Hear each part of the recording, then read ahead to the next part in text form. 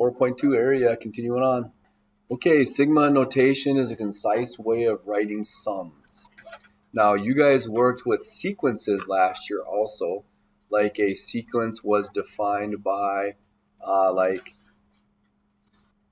so if we added all of these terms up, that would be a series. And we can denote a series with sigma notation. Now, I down here is called the, and then it starts at 1, goes to n, correct? 1 would be the lower bound, n would be the upper bound,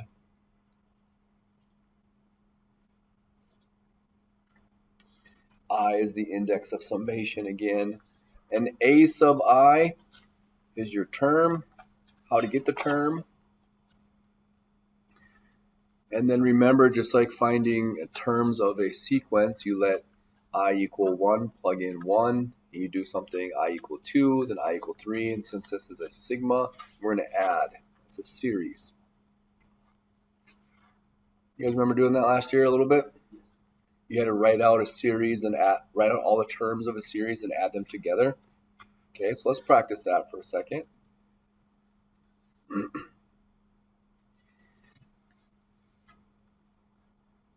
Let's go right there. Okay, examples of sigma notation. Well, in this case, we have the sum of I from I equals 1 to I equals 6, right? And we can develop this series by substituting 1, 2, 3, 4, 5, 6 in. All right, so how do we get the first term? We plug in 1 where I is, and you get 1. Plus, because this is a sum, it's a series, let I equal 2 now. Plug in 2 for I and write down what you get. And so on and so forth. I is now 3. I is now 4. And then 5. And then 6. Stop at 6. Why? They told us. Okay. And what do we get? 7, 7, 7, 21. Okay. Work would include finding the terms, then adding them up. Okay, I would say write out all the terms. Sometimes we can use a calculator to add the terms up then. Part B. This time, I starts at 0 and goes to 5. So for the first term, I is 0. So we have 0 plus 1, 1. Second term, I is 1. 1 plus 1 is 2. Third term, I is 2. 2 plus 1 is 3. And keep going.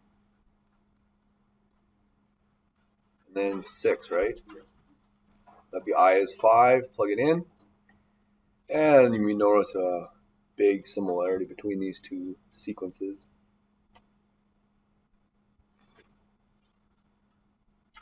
Questions on this so far? Obviously, it does not have to start at 1 all the time. It does not have to start at 0. It can start wherever you want. Like, how about start at 3? And instead of using I as your index of summation, let's use J for fun. Typically, they use I, J, or K. All right, start out with J equal to 3. Plug in 3. And what do you get? I'm just going to say 3 squared. And then you got 4 squared. And 5 squared. And then 6 squared. 7 squared. And what is that? 9 plus 16 plus 25. 36 plus 49. 50, 90, 135. I think it is 135. So it's 99 plus 36. 135.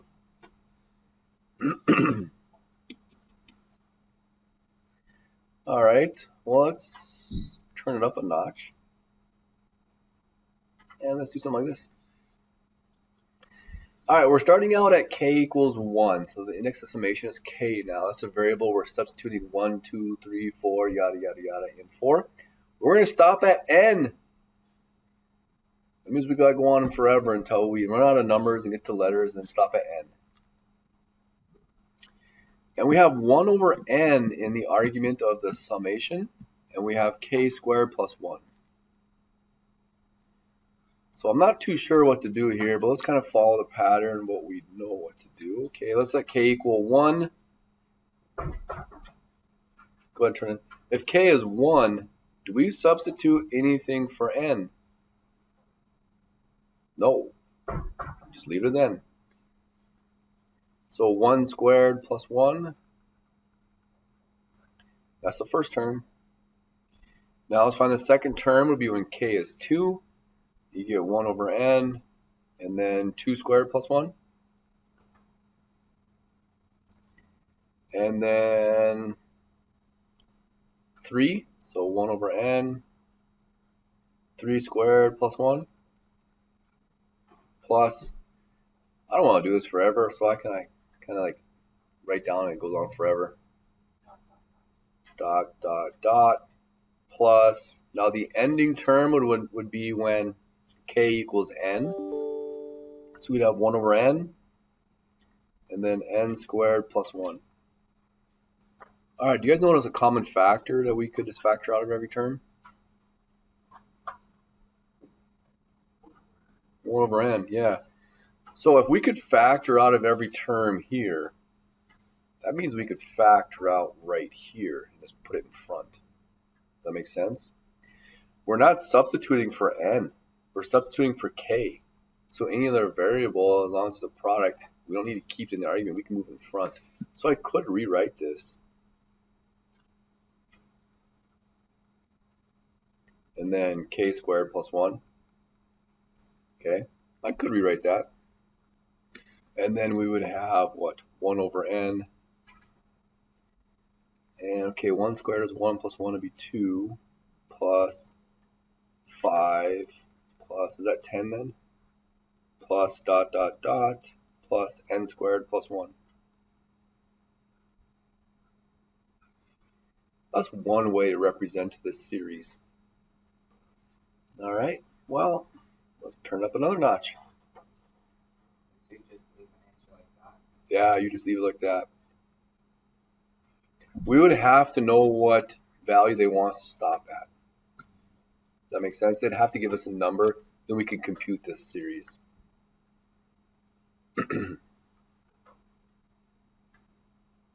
What about this one?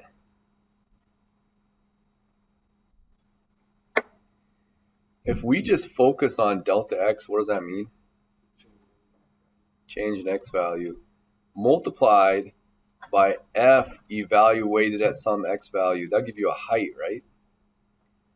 So this would be the area of a rectangle. The change in x could be that partition width, that subinterval width, and this could be the height of that subinterval, right? That's what we're going to get to. We're going to get to this, and then we're going to let the n go to infinity. So that's maybe tomorrow we'll start that, okay?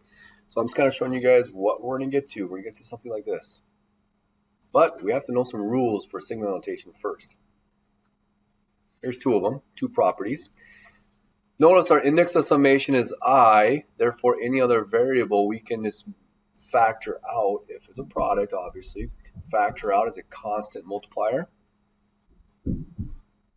just like we did with that 1 over n. And then if we have the sum of a sum or difference, we can split that up as the sum of, or difference, sum or difference of each. So if I had something like the sum of I equals 1 to n of, say, 3i, I could write that as 3 times the sum of I equals 1 to n of I. Okay?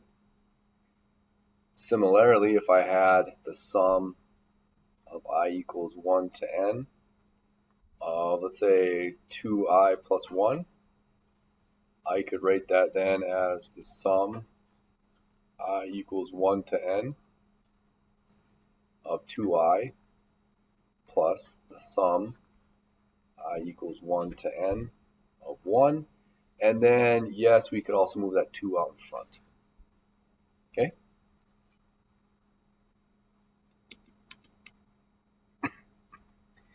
So there's ways to break up the argument of the sigma.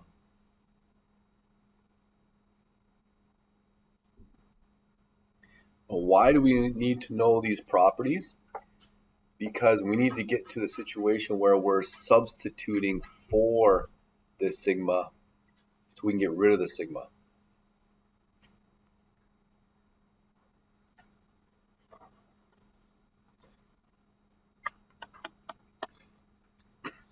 Good? Formulas. Right here. Here's different formulas.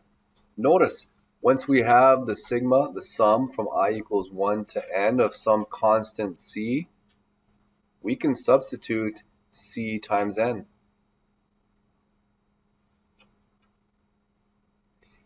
I don't know what you guys are doing when you're 9 years old, but some guy, some famous mathematician, Mr. Gauss, he derived this when he was 9. So if we have the sum from I equals 1 to n of I, the sum of the first n integers, or numbers, whole numbers, I should say, that's just going to be equal to n times n plus 1 all over 2. Notice we're able to substitute this expression for the sigma notation expression. And that's what we need to get to. The sum of the first I squareds would be n times n plus 1 times 2n plus 1 all over 6. And then the sum of the first n cubes would be n squared plus, or times n plus 1 quantity squared all over 4. And our properties to rewrite the summation, get rid of the sigma, so that we can then just substitute n equals 10, 100, 1,000, 10,000.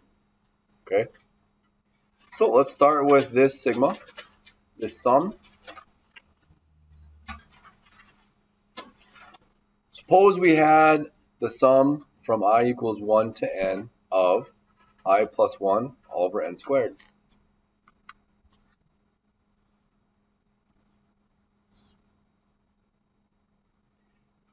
Now, if you guys felt like doing this, we could just substitute 10 in right now and go from 1 to 10 of I plus 1 all over 10 squared, so over 100.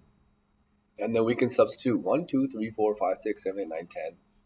Muscle our way through this and calculate that value, right? Then if you're really bored on a Friday night, substitute in 100 for n. Find all 100 terms, add them together. And then if you're really bored, do 10,000. Come up with all 10,000 terms, add them together, no calculator, see what you get. Or we can learn an easier way. All right. Now, first of all, is I the index of summation or is n the index of summation? I is. It tells you right here, right? Well, that means any other variable, as long as it's a product, we can factor it out because it's a constant then, because it stays as 100 or what does that be, 10,000 or whatever. So let's do this. Let's rewrite this as 1 over n squared times I plus 1. Now we have a factor. Now we can bring it out in front.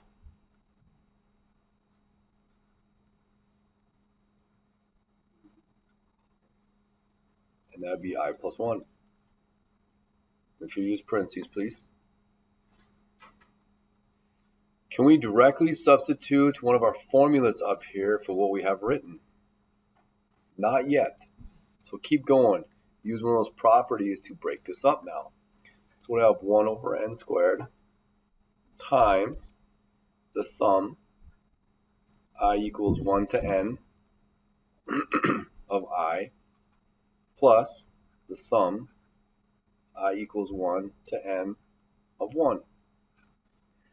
All right, do we have a formula that says the sum from I equals 1 to n of I? Do we have that? Right here. So we have 1 over n squared times, was that n times n plus 1 over 2? Do we have a formula that talks about constants? So what would it be? N times 1, yeah, 1n. Or just n. Now, this is what our goal is, guys. We need to manipulate our sigma notation, factor on common or constant multipliers, use our properties to break this up, so we can then substitute and get rid of the sigma notation. Now we can just substitute 10, 100,000, 10,000 and compute. But let's simplify this. First, let's distribute the 1 over n squared. So that'd be 2n squared. And that'd be what? N over n squared. Now a little bit of algebraic manipulation to make our life easier. N cancels one of those n factors. This n canceled one of those factors. And I'm telling you, we're going to have to add these together. So common denominator is 2n. So this one you need to multiply by 2 over 2, right? All right, now what do we get? N plus 1 over 2n plus 2 over 2n. N plus 1 plus 2. N plus 3 all over 2n. Now, why are we doing this also? Well, because tomorrow we're taking the limit as n goes to infinity means the number of subintervals goes to infinity. So we have infinitely many subintervals. Okay. Could we find the limit as n goes to infinity of this, the way it's written? Not really, right? How about this? Can we find the limit as n goes to infinity on this one? A lot easier. When n goes to infinity, we analyze the power top and bottom, right? Since they're the same, we look at the coefficients, right? Okay. Well, that's leading you guys into tomorrow, but let's finish this problem for today. Let's let n equal 10. What will we get? What, 13 over 20, right? If n equals 100, we get 103 over 200. If n equals 1,000, well, look at this. What are we getting closer and closer and closer to? So we're getting closer and closer and closer to 1/2. As n increases without bound, this plus 3 becomes insignificant, doesn't it? Like we've talked about before. So we have 10,003 over 20,000. And again, we're getting closer and closer and closer to 1/2. If we let n go to infinity, you would get 1/2 exactly. Okay?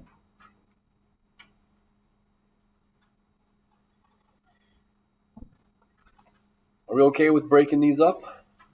It's the same process, just different numbers. Let's go backwards now. Let's take a series and write it as a sigma now.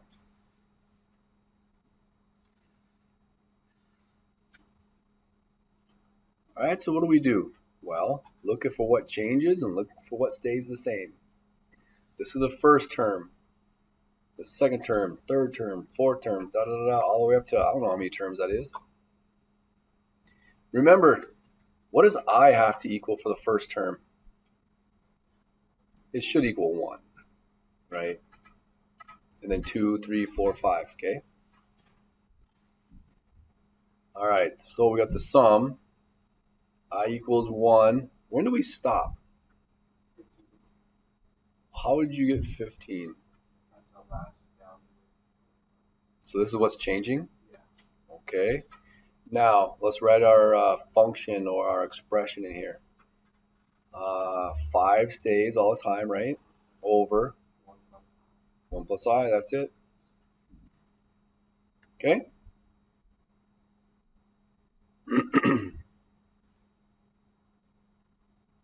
Fun fact, we can check our work on these. I want you to write these out today and everything.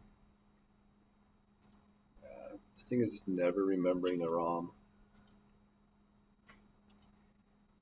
If we go to good old math and we arrow down, look at that. Math 0 Hit enter and look at what you get. Would have been handy last year maybe, huh? Oh, I did this last year. Okay, now instead of I, I'm just going to use X because the key is right here. All right, I equals 1. Upper bound is 15. And then I can enter in 5 divided by quantity 1 plus X. I'm changing all the I's to X's. Hit enter. And there you go. There's the series sum. The sum of the series.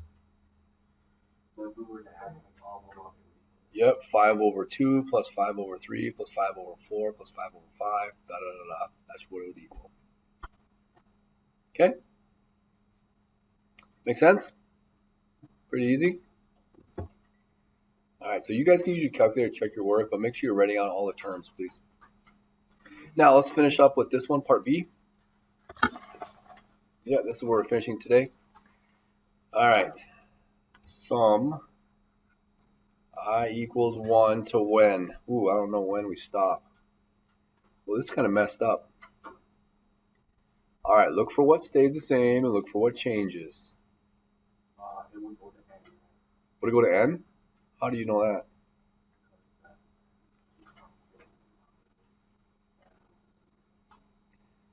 Well, this is always N, right? So if it's N in every term, that means it's got to be N in here, right? So in the parentheses, we'd have 2 over N, correct? Brackets. 1 is always the same, right? So that's constant. Minus everything squared, that quantity squared. Okay, N in the denominator is the same. Minus 1 is always the same. But how in the world are we going to get 2 here and 4 here and 6 here? 2 what? You say I? Okay, 2I. Okay, and then when do we stop? Look at that. Right there. Okay, fun fact, guys. Look at what's changing. The 2, the 4, the 6. Look at this. It tells you what to write, basically. This would be like an unbounded sigma. Goes to N. That's how you'd write it out. You couldn't find the sum. You'd have to know what N equals. In calculus, we're going to let N go to infinity. That's tomorrow.